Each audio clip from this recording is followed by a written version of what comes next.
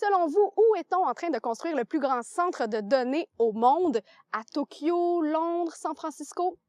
Non, c'est ici, chez nous, au Québec, que la firme européenne OVH a décidé d'ériger son plus grand centre de données de 320 000 pieds carrés, plus précisément à Beauharnois.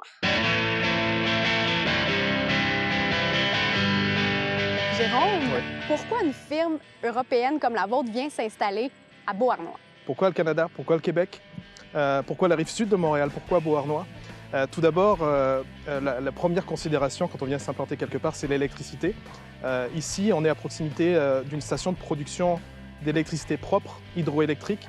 L'électricité, c'est vraiment la première chose qu'on va regarder quand on va s'installer quelque part, la stabilité du réseau électrique. On est également devant un bâtiment qui est une ancienne aluminerie qui a été conçue pour dissiper la chaleur.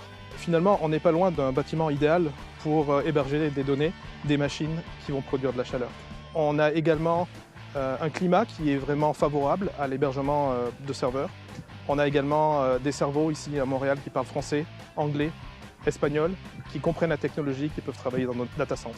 On en entend parler des data centers, donc centres de données, mais pour monsieur, madame, tout le monde, c'est pas nécessairement évident. Qu'est-ce que c'est? Qu'est-ce que ça fait un centre de données? C'est une unité qui va comporter des dizaines de milliers de serveurs qui vont offrir les services qu'offre l'Internet aujourd'hui. Mais gérer les données comme ça de tout plein d'entreprises, ça vient quand même avec de lourdes responsabilités. Est-ce que ça vient avec une pression? Nécessairement. Vous avez vu, c'est assez compliqué, ne serait-ce que pour venir ici devant le data center. C'est pas une prison, mais presque. C'est une forteresse numérique. Oui, la sécurité physique et réseau de nos infrastructures, c'est une des priorités majeures. Ici, on est dans ce que nous on appelle un hall. Ici, on va installer 6 tours. Donc, on va vraiment prendre possession du lieu, installer l'électricité, le réseau, et installer notre tour d'hébergement. Une tonne de serveurs comme ça prend de l'électricité, ça génère beaucoup de chaleur. Comment vous faites pour diminuer au maximum les impacts sur l'environnement? C'est très simple. Depuis quelques années, nous refroidissons nos serveurs à l'air et à l'eau.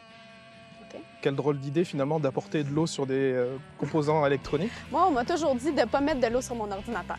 Je ne sais pas pour vous. Nous, on l'a fait. Alors, on l'a fait dans un garage avec une petite pompe d'aquarium pour commencer. Certains ont peut-être déjà fait ça à la maison, refroidir, overclocker, puis refroidir un CPU avec de l'eau. Nous, on l'a fait de façon industrielle. Alors, sur une machine, c'est pas si compliqué que ça. Sur un rack au complet, sur 10 000 serveurs ou sur 100 000 serveurs, c'est beaucoup plus compliqué. Ça demande vraiment d'industrialiser le processus.